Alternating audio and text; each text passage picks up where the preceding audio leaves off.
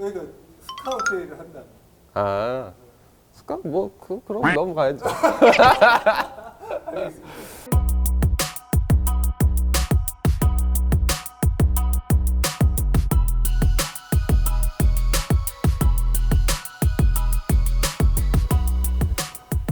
안녕하십니까 모토라인 시청자 여러분. 오늘은 이제 모델 3 함께 보실 건데, 전기차에 모든 관심을 받고 있는 모델 3에 이제 획기적으로 적용한 장점들을 한번 같이 보도록 하시겠습니다.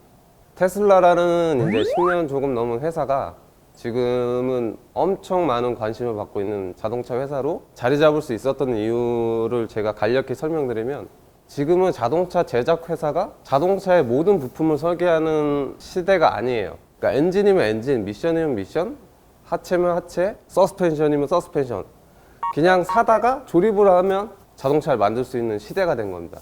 그 파츠 개발 회사들끼리도 역시 경쟁을 하기 때문에 테슬라가 자동차를 만들면서 어려움은 없었을 거예요. 모델 S에서, 기존 이제 모델 S죠. 모델 S에서는 자동차 부품의 97% 이상을 알루미늄만 사용한다라고 발표를 했었고, 실제로 양산된 모델 역시도 알루미늄 바디와 차체 셔시를 골격을 이루고 있었어요. 근데 지금 모델 3 같은 경우는 알루미늄이 아주 소량만 적용된 차체를 만들었어요. 보통 철판을 사용하면 무게가 증가해야 되는데, 오히려 모델 3는 모델 S보다 거의 400kg 가까이 가벼워졌어요. 근데 실제로 차가 작기도 하지만 3cm 정도뿐이 작지 않아요. 그러니까 엄청난 크기 차이가 있는 게 아니에요. 그들도 이제 알루미늄만 사용해서 장점보다 단점이 더 많다는 거를 느꼈을 거예요. 실제로 지금 이 차에는 메인 골격이나 샤시 바디를 기가스틸이나 초고장력 강판, 그리고 울트라강 이런 강을 쓰면서 충돌 테스트에서도 볼보보다 더 높은 점수를 받은 경우도 있어요. 그 이유가 A필러 쪽이 내연기관 자동차가 가장 약점이 이 부분이에요. A필러 기둥 측면.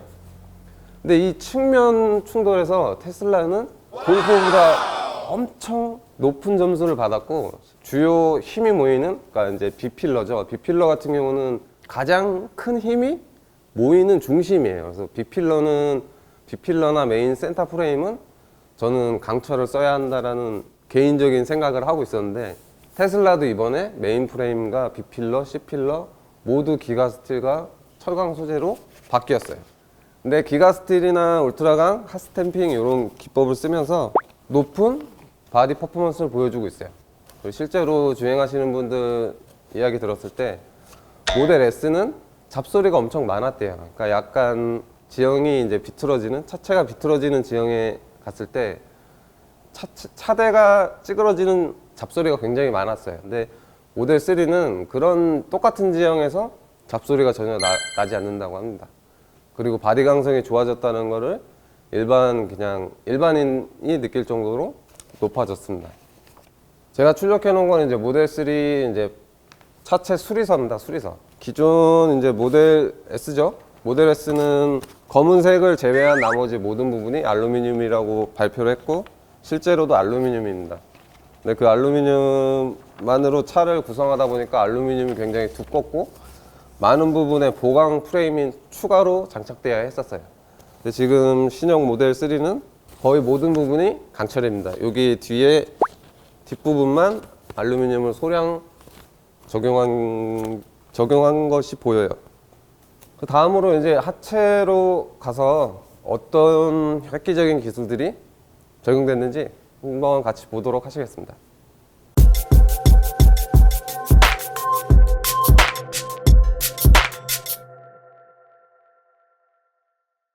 네, 하체로 왔습니다. 하체로 왔는데 차를 뜨고 언더커버를 뜯으면서 굉장히 저는 감동했어요. 감동했다는 게, 저는 이제 레이싱 쪽에서 하체 설계나 세팅 그쪽에서 공부를 많이 했을 때, 지금 모델 3 같은 경우 제가 책에서나 봤었던 그런 형상들이 다 적용이 돼 있어요. 하체의 골격, 그러니까 사람으로 치면 이제 골반인데, 그게 굉장히 잘 만들었어요. 잘 만들었다는 게 되게 밸런스 좋게, 작게, 임팩트 있게 만들었어요. 그러니까 제 기준에서 봤을 때는 굉장히 멋있는 멤버예요. 하체 구조에. 아까도 말씀드렸다시피 멤버가 약간 소형화되어 있고 강성을 확보하기 위해서 앞쪽에 엄청 두꺼운 보강 바가 있고 그 바를 기준으로 멤버가 이렇게 연처럼 생겼어요. 완전 원은 아닌데 원형으로 돼서 강성이 굉장히 높은 형상이에요. 그리고 엔진이나 미션이 없다 보니까 멤버를 작게 만들 수가 있어요. 그러니까 이제 컨트롤 암 자체가 길어지는 장점이 있어요. 컨트롤 암이 길어지면은 주행 안정성이 굉장히 높아지고 그리고 위쪽도 보면은 WB15 설계로 돼 있어요.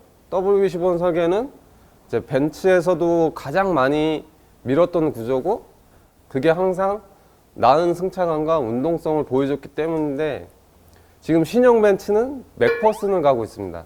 맥퍼슨을 가게 된 이유도 배출가스 정화 장치를 넣어야 돼서 엔진룸 공간이 굉장히 커지고 있습니다. 커지고 있어서 위에 상부 탑 마운트를 예전처럼 안쪽으로 넣을 수가 없어요.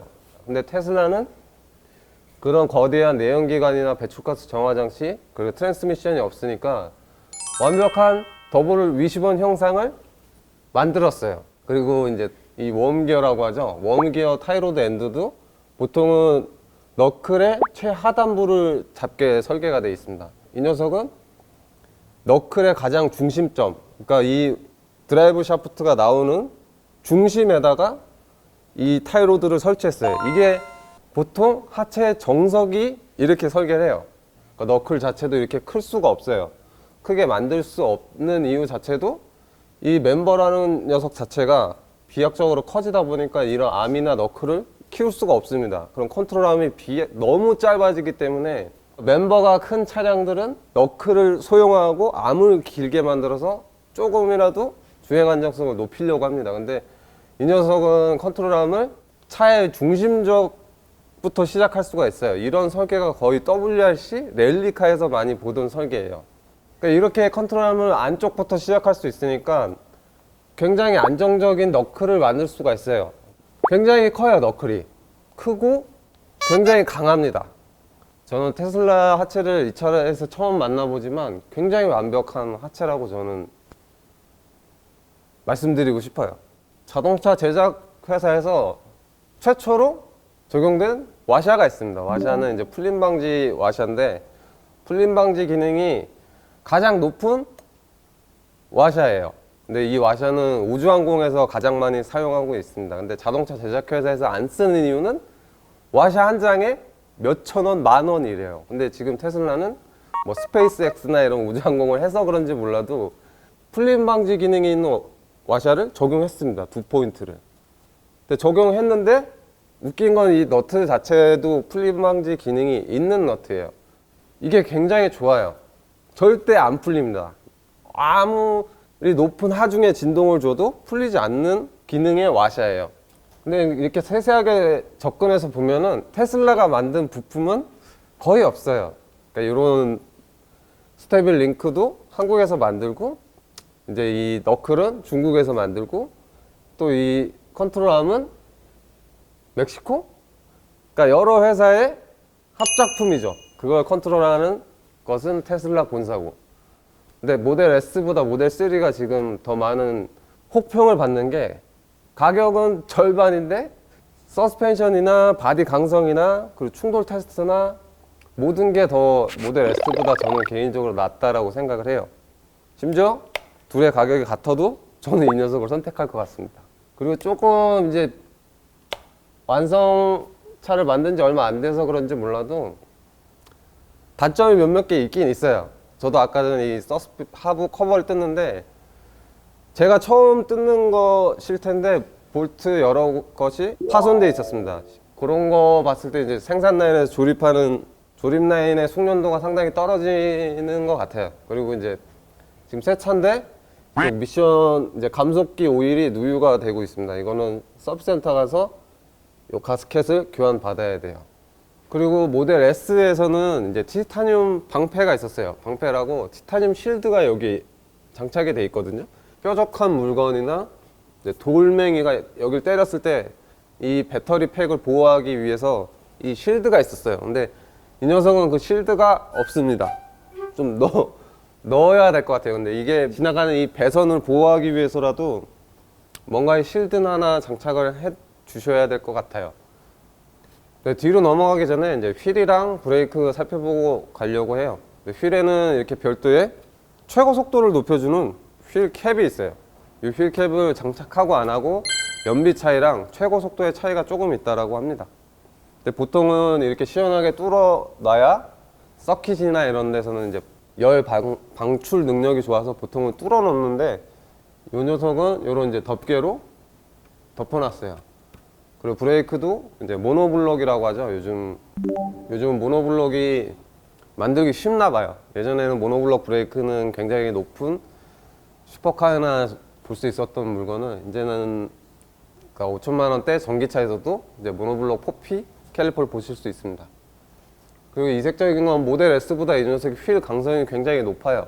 그러니까 높다라고 저는 생각한 이유가 이제 옵셋 충돌 테스트를 했을 때 모델 S는 암대와 휠이 모두 부서지면서 날아갔는데 이 휠이 끝까지 그 충돌을 잡아주고 있었어요. 그리고 이제 뒤에 이제 서스펜션 구조 함께 살펴보시면 기형적인 암의 형상이 없어요. 기형적인 암의 형상이라는 게 뭐냐면 구조적으로 좁은 공간에서 암대를 만들다 보니까 보통은 이런 형상이 대부분이에요. 기형적으로 휘어져 있습니다. 휘어져 있게 뿐이 설계가 안 돼요. 공간이 좁은 게 메인 핵심입니다. 근데 이 녀석은 이런 기형적인 암 컨트롤 암대가 없어요. 컨트롤 암이 없다는 게 모든 컨트롤 암을 구성하는 설계 자체가 직선입니다. 직선으로만 암을 사용하다 보니까 컨트롤 암의 경량화도 이룰 수가 있어요. 그러니까 암을 얇게 만들어도 힘의 전달 방향이 더 올바르기 때문에 강성이 더 세지는 거예요. 그러니까 하체 강성이 굉장히 좋은 거예요. 암대의 강성이 굉장히 좋고 그리고 형상도 좋고 포뮬러 1, WRC 모두 컨트롤 암을 지지하는 메인 너클이 굉장히 큽니다. 너클이 크고 이 컨트롤 암이 길어요. 그러니까 너클을 키울 수 있는 핵심은 컨트롤 암이 시작되는 부분을 안쪽으로 가지고 와야지만 할 수 있는 테크닉이에요. 근데 이렇게 만든 차들이 주행 안정성이나 스포츠성이 굉장히 높고 그리고 컨트롤하기 굉장히 용이한 그런 구조예요. 정말 제가 느끼기에는 기존에 봐왔던 차들에서는 보지 못했던 굉장히 완벽한 서스펜션 구조라고 저는 이제 뇌피셜로 생각을 합니다. 그리고 현대차에서는 보지 못했던 이런 완벽한 마감들. 이 커버를 저희가 다 분해해서 그렇지 커버가 장착되어 있을 때는 철판을 아예 볼 수가 없었어요.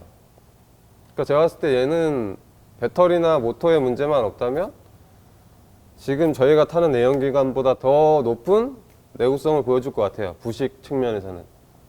뭐 마지막으로 앨런 머스크 뭐 설명, 제 개인적인 느낌으로는 뭐 사기꾼 같은데, 그러니까 사기꾼 같은데 이제 말하는 거는 다 지키고 있으니까 뭐 앞으로도 많은 기대를 하고 있는 건 사실이에요.